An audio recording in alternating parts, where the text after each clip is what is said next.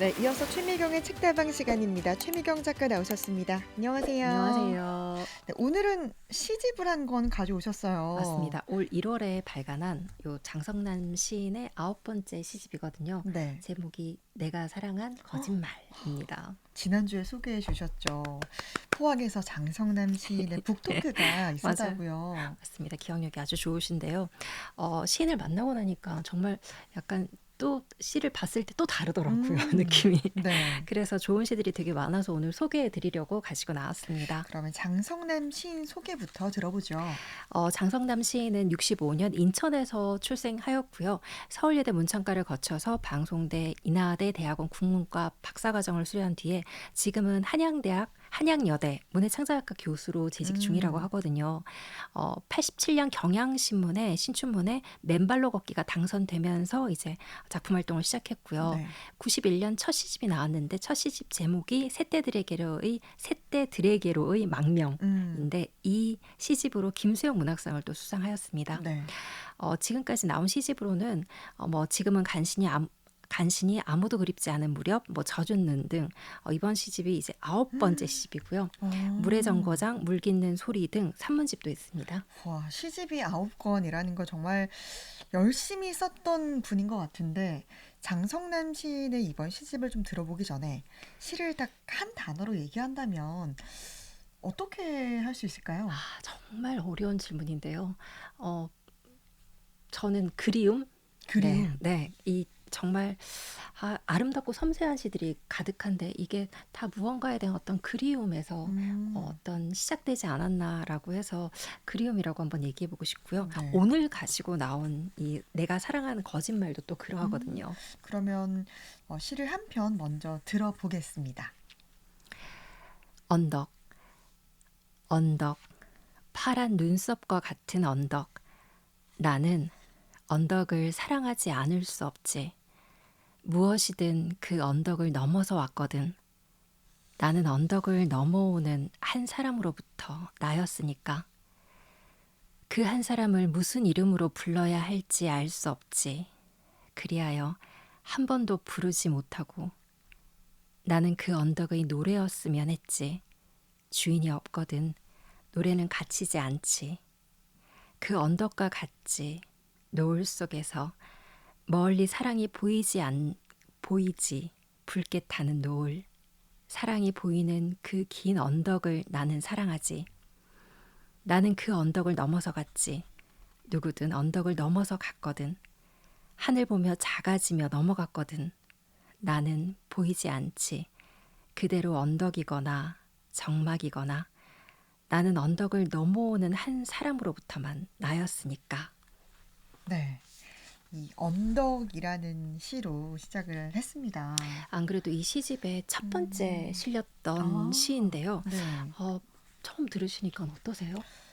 이 시라는 자체가 음, 좀 어렵다. 그죠. 저도 라는 생각이 늘 들어요. 저도 시를 지금까지 공부를 하고 있지만 시는 참 어렵다라는 생각이 많이 네. 들거든요. 그게 저희가 학교 때 왜 이렇게 교과서에서 시를 딱 두고 이거 제목이 이러면 이 내용의 주제 뭐고 소재가 어떤 거고 이 네. 배경이 어떤 거고 이런 것들을 자세히 막 해설을 많이 네. 배우잖아요. 네. 그래서 거기서부터 저희가 시라는 건 이렇게 딱딱 무언가가 명징하게 이건 뭐고라는 게 이렇게 딱 받아들여져야지 이게 시구나. 저희가 그냥 이렇게 읽었을 때는 사실 잘 모르겠으니까 음. 아마 이 어렵다라는 생각이 좀 들지 네. 않나라는 게 들거든요. 그래서 맞아요. 저도 늘 그렇기 때문에 저는 좀 시를 읽는 방법이 저만의 어떤 노하우가 좀 있거든요. 네. 그게 이제 혼자 읽을 때 그냥 눈으로 보지 말고 작게 소리 내서 어. 천천히 따라 한번 읽어보거든요. 네. 그러면 이게 시어 하나하나가 이게 입 안에서 이렇게 굴러가듯이 이렇게 천천히 따라 읽다 보면 음. 왜 처음에는 막 땅땅하고 땡땡해 보이는데 이게 입안에 들어가면 또 말랑말랑해질 때가 또 오. 있어요. 네. 그래요? 왜 저희가 사탕이 처음에 딱 입에 들어갔을 때 네. 좀 땅땅하잖아요. 근데 네. 이걸 이렇게 자꾸 혀 안에서 굴리면 달달한 게 이제 온몸으로 네네. 느껴지듯이 이게 왜 그냥 맛있어. 또는 달달해. 상큼해. 시어. 이런 느낌이 딱 들어오지. 이게 왜 맛있고 왜 시고 왜 달달한지 그렇죠. 분석하지 않잖아요. 네네. 그런 식으로 시를 읽어보면 어떨까라는 생각이 음. 들더라고요. 아, 그쵸. 그럼 오늘은 우리가 그렇게 좀 사탕을 먹는 듯한 네. 마음으로, 느낌으로 시를 읽어보면 매력에 네. 빠졌으면 좋겠는데요. 네. 저희가 첫 번째로 언덕을 들었는데 한 편 더 들었으면 좋겠어요. 네. 이번 시는 오늘 막 조금 날이 더워가지고 좀 선선한 시를 음, 가지고 오고 싶었거든요. 네, 제목이 상강. 딱 이렇게 10월 막 들어서는 그 네, 10월 중순쯤이란 상강을 가지고 왔습니다. 네.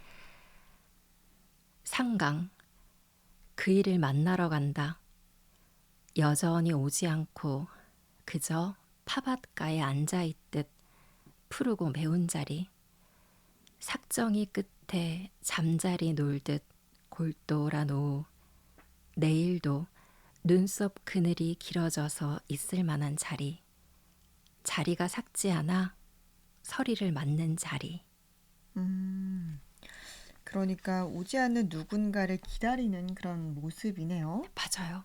이 아까 말씀드렸다시피 상강하면 10월 중순쯤 저희가 네, 양력으로 10월 중순쯤 되는데 막 가을로 막 빠져드는 이제 네. 시간이잖아요. 그래서 그때쯤 되면 이제 막 누군가를 그리워도 하고 생각도 하고 막 그러기 되게 좋은 네. 시간이죠. 그런데 이제 오질 않는다고 하네요. 그죠. 네. 기다림이라는 게 늘 누가 오질 않아도 이야기가 되잖아요. 그러면서도 지금 여기 보면 이렇게 죽은 나무 끝에 삭정이 끝에서 잠자리 놀듯 이런 거, 그러니까 이렇게 음, 골똘히 이렇게 앉아서 이렇게 잠자리처럼 이제 앉아서 막 기다리는 속절없음이 음, 보여지기도 하고, 또 이 파바가에 앉아서 이렇게 기다린다는 그 매운 자리 되게 네. 약간 뜨끔뜨끔하고 가슴 아픈 자리일 수도 있겠구나, 이 기다린다라는 게. 네네. 그런 마음도 들더라고요. 그러네요. 정말 다시 읽어보니까 너무 아름다운데 그 눈썹 그늘이 길어졌다는 건 이제 오랫동안 그 자리를 기다린다라는 것 같기도 하고, 그럼에도 그 기다림의 자리가 삭지 않는다라는 건 계속해서 기다리겠다라는 뜻이 아닐까 싶기도 맞아요, 하네요. 맞아요. 그러면서 저는 이제 이렇게 기다리다가 서리를 맞아도 좋겠다. 한 수 더 떠서. 그러니까 서리를 맞는 자리에 서리 맞아도 좋겠다. 그런 네. 마음도 들더라고요. 진행자님은 혹시 무언가를 이렇게 오래도록 또는 뜬금없이 기다려 본 적이 있으세요? 오랫동안 하염없이 네. 기억이 나질 않는 것 같아요. 그렇게 뭔가 간절히 음, 바란 게 음, 없어서 음. 그랬나요? 저는 얼마 전에 저희 그 국가 사업 이 공모전을 내놨는데 아, 그게 왜 이렇게 발표가 안 나나 발표가 안 나나 아, 기다리고 있어요. 네. 그러면 네, 저희가 또 새로운 이제 네, 상강까지 들어봤는데 네. 새로운 시 한 편 들어봤으면 좋겠어요. 이번에는 목도장이라고 아버지에 대한 어떤 그리움 이런 걸 또 보여줄 수 있는 또 네. 시입니다. 목도장. 서랍 거미줄 아래 아버지의 목도장. 이름 세 글자. 인주를 찾아서 한번 종이에 찍어보니 문턱처럼 달아진 성과 이름. 이 도장으로 무엇을 하셨나? 눈앞으로 뜨거운 것이 지나간다. 이 흐린 나라를 하나 물려주는 일에 이름이 다 달았으니 국경이 헐거워 자꾸만 넓어지는 이 나라를 나는 저녁 어스름이라고 불러야 할까 보다. 어스름 귀퉁이에 아버지 흐린 이름을 붉게 찍어 놓으니 제법 그럴싸한 표구가 되었으나 그림은 비어있네. 음, 이 시의 첫 번째 부분에서 이제 서랍에서 아버지의 목도장을 찾은 그런 장면인 것 같은데 네, 그 도장을 이제 종이에 이제 찍어 보니까 이제 맞아요. 달아 있다는 걸 느낀 네, 네, 거잖아요. 맞아요. 거기서 이제 문턱처럼 달아진 성과 이름이라고 음. 했는데 와, 표현이 정말 어떻게 이렇게 표현할 수 있을까 저 싶어요. 진짜 딱 찍었는데 이렇게 다 달아가지고 안 겨우겨우 나온 찍힌 애가 맞죠, 아니라 맞죠, 맞죠. 그렇죠. 저희는 네, 그래야 네, 되는데. 안 나와 이럴 것 그러니까요. 같은데 그걸 딱 보면서 어, 야 정말 우리가 평생 무언가를 열심히 진짜 하잖아요. 근데 네, 막 그렇게 열심히 살고 나서도 왜 딱 되돌아보면 내가 지금까지 뭐 하고 뭐였지? 살았지? 네, 그럴 때 되게 많은데 특히 우리가 그렇게 살다 보니까 우리 부모님도 나와 같이 이런 음, 긴 어렵고 힘들고 지진한 어떤 그런 삶을 살지 않았나 음, 라는 그런 생각이 들 때가 있거든요. 그쵸. 그런 걸 겪었지 않았나. 그렇게 생각이 들면 여기 시에서 나와 있듯이 눈앞으로 막 뜨거운 것이 지나간다는 것처럼 막 그런 네. 마음이 들 때가 있죠. 또 특히나 이제 부모님께 고마운 마음 같은 건 나이가 점점 더 들어갈수록 좀 더 느껴지는 것 같아요. 맞아요. 진짜 살다 보니까 정말 요런 시기가 우리 부모님한테도 있었는데 음. 도대체 그 시간 우리 엄마 아빠는 어떻게 보냈지? 도망가지 않고 네. 그런 생각이 들어요. 또 시 마지막 부분에 보면 그럴싸한 표고가 음, 되었다라는 말이 나오잖아요. 네. 이 부분은 또 인생이든 음, 어떤 인생이든 음, 작품 맞아요. 같다라는 말이 아닐까 싶어요. 맞습니다. 이번 시집에 네. 이 목도장 말고 또 아버지에 대한 시가 한 편 더 오, 있더라고요. 그래서 네. 그것도 한번 같이 읽어봤으면 좋겠다 해서 또 가지고 왔습니다. 네, 소개해 주세요. 아버지의 옷. 다락방에서 아버지 옷을 입어보았다. 아버지의 30살 혹은 40몇 살의 어깨를 감싸던 소매가 어깨 끝이 닳았고 안감을 너덜거렸다. 중학생에게 너무 터무니없이 컸으나 나는 그 옷 속에서 안 원하였다. 내 속에도 소중한 무엇이 있는 듯했다. 한 번쯤 그 옷을 걸치고 거리로 걸었던가. 아무도 알아보지 못할 감정을 데리고 대문을 나섰으나 골목 끝쯤에서 망설임에 패하여 돌아섰던가. 왼쪽 안주머니 앞에 수놓은 노랑 아버지 한자 이름이 심장에 다 따끔거렸는데 그것은 희미한 불씨 같은 것이었는지도 모르지. 옛적 집안에 숨겨 보존했다는 전설의 그 불씨 말이야.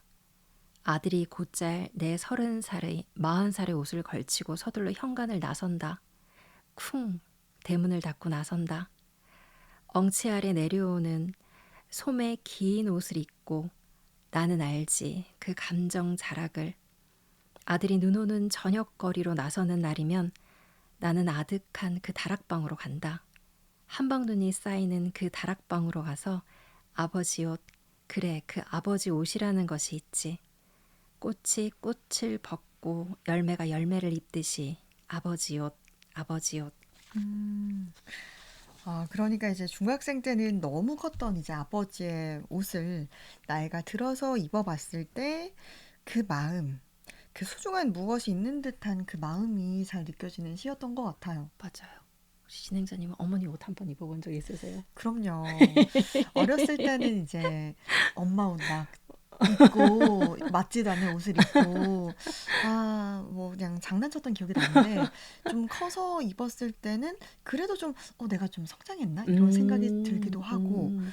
사실 뭐 더 나이가 이렇게 들어서는 마냥 더 철이 없어지는 것 같은 게 엄마랑 옷을 같이 입을 수 있으니까 내가 입을 수 있는 옷이 많아졌구나 맞네요. 기뻐지더라고요. 맞네요. 작가님은요? 어, 저는 한 10년이 좀 지났는데 이제 어머니가 돌아가셨어요. 그때 이제 음, 왜 사람이 이렇게 돌아가시면 돌아가신 분의 옷은 태운다 그러잖아요. 근데 네. 우리가 그것까지 다 태우면 엄마에 대한 기억이 다 음. 사라질 것 같아가지고 동생이랑 이렇게 옷을 다 쌓아놓고 우리 가위바위보해서 가지고 가자 라고 진짜요? 했거든요. 그래서 이렇게 다 이렇게 어, 나눴는데 그때는 정말 입지를 못했는데 네, 이제 네. 와서 보면 엄마 옷을 입겠더라고요. 와, 왜냐면 그 돌아가시 때가 어 60이 좀 안 되셨어가지고 네. 가지고 계셨던 옷이 40대, 50대 때 입었던 옷이니까 이제 그 옷이 맞는 거예요. 그리고 왜 유행이라는 건 돌잖아요. 막 통큰 바지도 그렇죠. 돌고. 네. 그러니까 다시 입는데 되게 재밌는 게 입으면 꼭 엄마가 버리지 않고 주머니에 넣어놨던 이게 껌딱지 있잖아요. 그다음에 막 네, 사탕봉지, 약봉지 네, 이런 네. 것들이 있어가지고 엄마가 그때 이 아, 옷 입고 이거 먹었구나. 어디로 가고 음, 있었지? 뭐 영수증도 발견이 되고요, 정말. 와, 그래서 가끔 왜 이렇게 기운 빠지거나 또는 오늘 막 이렇게 전투적으로 막 뭔가를 해야 되는데 막 힘 받고 싶은 날 있죠. 네, 그럴 땐 엄마 옷을 찾아 입거든요. 와, 약간 갑옷 같은 네, 느낌? 네. 이렇게 보호해준다는 느낌? 그런 또 느낌이 음, 있더라고요. 정말, 엄마의 옷을 입는다는 거, 어머니 음, 옷을 입는다는 거, 어떤 기분일지 참, 네. 여러분들도, 청취자 여러분들도 한번 생각해 봤으면 좋겠고요. 오늘 또 마지막으로 우리 시 한 편 더 들어볼 수 있을까요? 네. 마지막 시는 느티 가지고 왔습니다. 느티. 누가 심었는지 모를 동구 언덕 느티나무가 한 100년 살아서 집터만한 그늘을 깔고 앉아서 지나는 바람마다 불러들여 해주는 이야기에는 살아온 내력에 울음 섞인 이야기가 제일로 많긴 하지만 2, 3월 건너 4, 5월로 넘어갈 적에 연두 초록 혀끝에마저 울음을 얹긴 싫어서 3월 마지막 날이 4월 첫날을 맞아들이는 듯한 순전한 눈웃음끼리의 마주봄. 그걸 젖히고 피어나는 입술의 맞닿음 속 허밍. 손톱 빛깔의 하늘 이야기를 루루루 루루루 해대는 것이다. 음. 아니, 오늘 이렇게 천천히 시를 읽어보니까 딱 뭐라고 좀 얘기할 순 없지만 그냥 시가 좀 스며든다라는 기분이 드는 것 같아요. 네, 좋습니다. 오늘 소개해드린 이 장성남 시집 내가 사랑한 거짓말 이거는 여기서 한 1, 2부 정도만 몇 편을 이렇게 음, 골라낸 거고요. 3, 4부까지 음. 있거든요. 그래서 한번 읽어보셨으면 좋겠습니다. 네, 정말 또 요즘 날씨가 너무 좋잖아요. 5월 이 시집 한 권만 좀 따라 읽어보기 참 좋은 계절이 아닐까 싶은데 또 시를 한번 읽어볼까 싶은 분들이 계시면 이 장성남 시인의 내가 사랑한 거짓말 꼭 읽어보셨으면 좋겠습니다. 오늘 최미경의 책다방 알찬 시간 함께했습니다. 최미경 작가였습니다. 고맙습니다. 감사합니다.